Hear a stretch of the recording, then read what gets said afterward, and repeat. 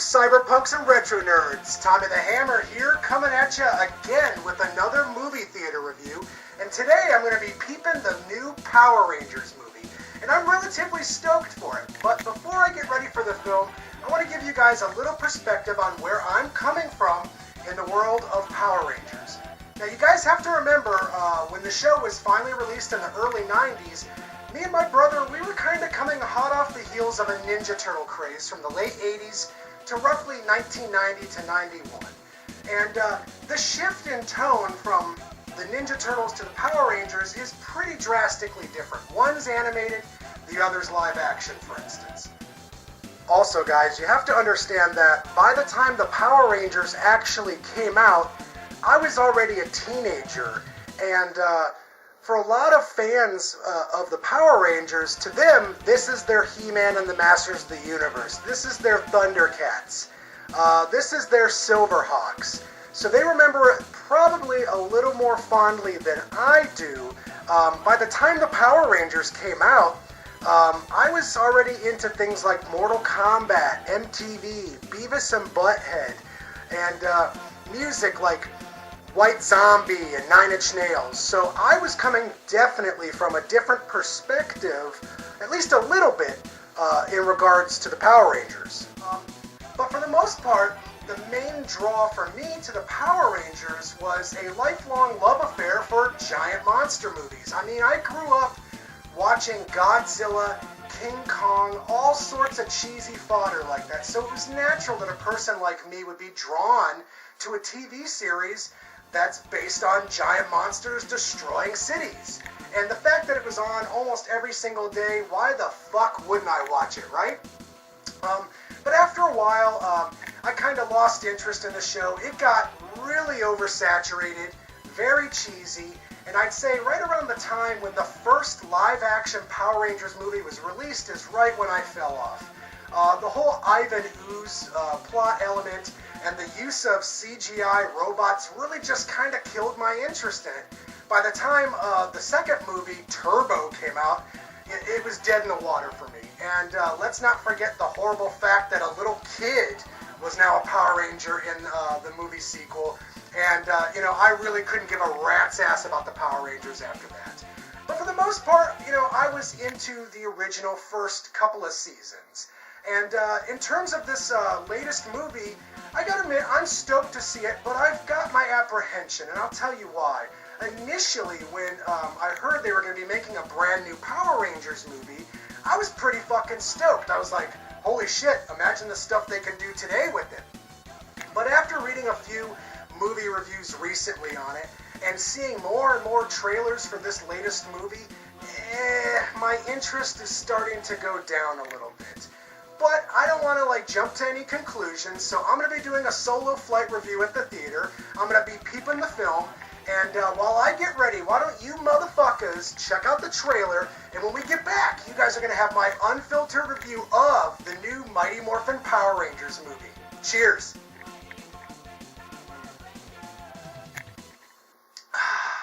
Go Power Rangers!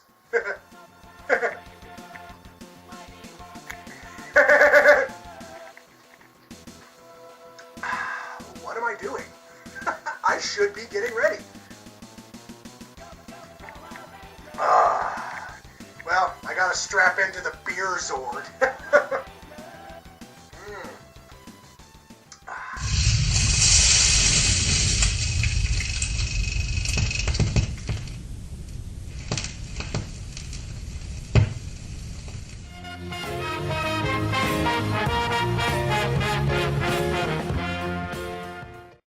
Guys, I just got back from the latest Power Rangers movie, and overall, I felt it was serviceable. Was it as bad as I thought it was going to be? No, far from it. But overall, I found a lot of the movie to be rather underwhelming. What didn't I like about it? Well, let's just start off with the actual Power Rangers outfits. I wasn't crazy about them. I felt like the colors were rather muddled, and from a far-off vantage point, you couldn't distinguish the different Rangers from one another. Another bit of character designs that I didn't like were the actual putties.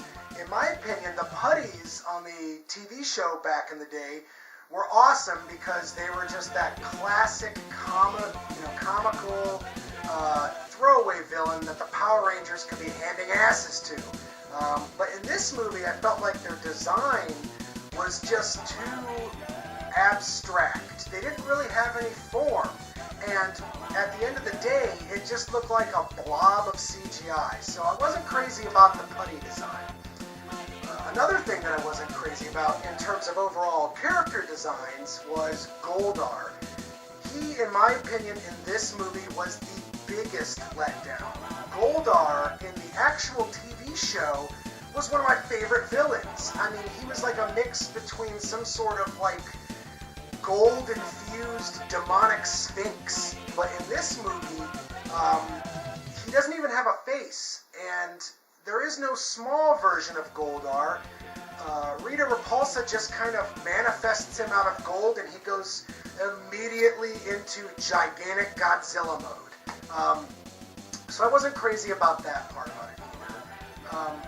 Another thing that I wasn't too keen on is the actual kids that played the Power Rangers. I felt like a lot of them were just rather annoying. And some of their day-to-day issues and problems in terms of, drama, I found to be just kind of, boring and overall annoying. A lot of these kids I just couldn't find myself relating to. The overall tone of the film. There's really not much that pops off the screen.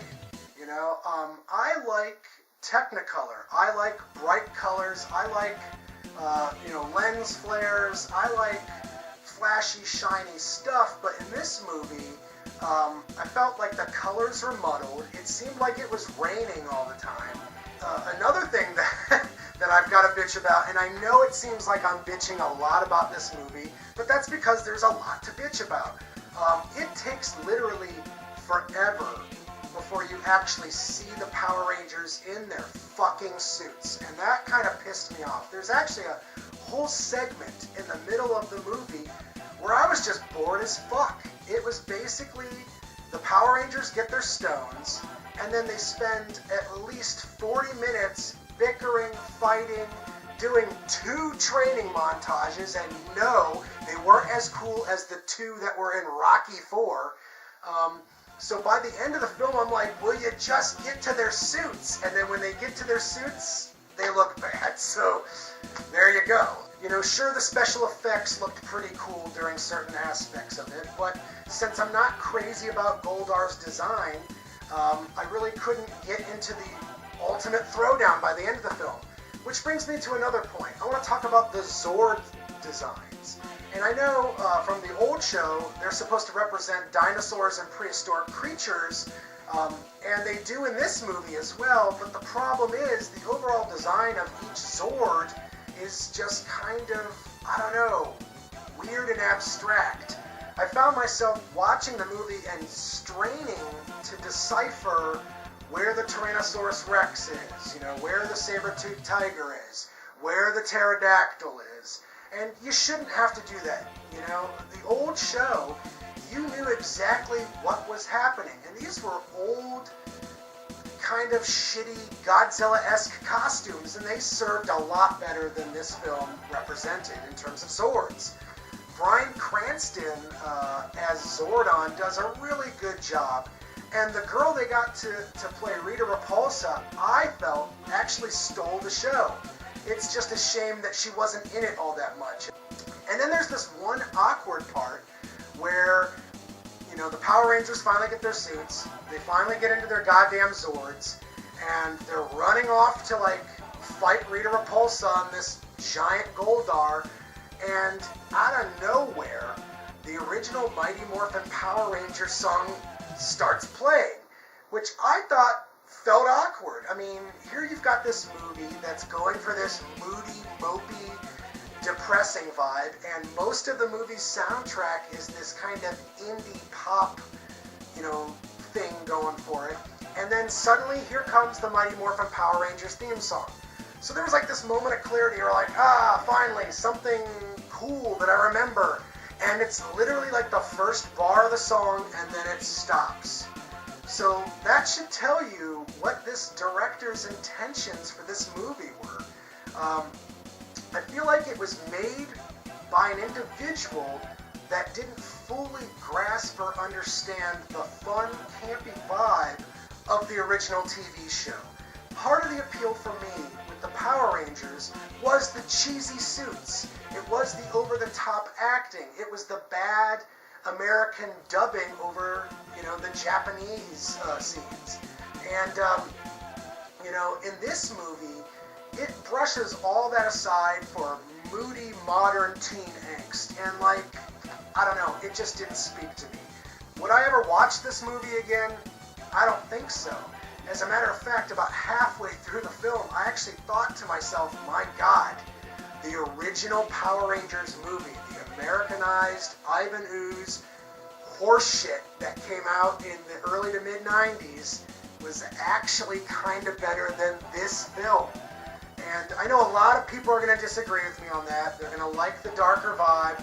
They're going to like all the moody teen angst. They're going to like all these elements that I disliked. But hey, that's the beauty of having an opinion. You don't have to agree with me. So, that's my 2 cents on the movie. Out of 10 stars,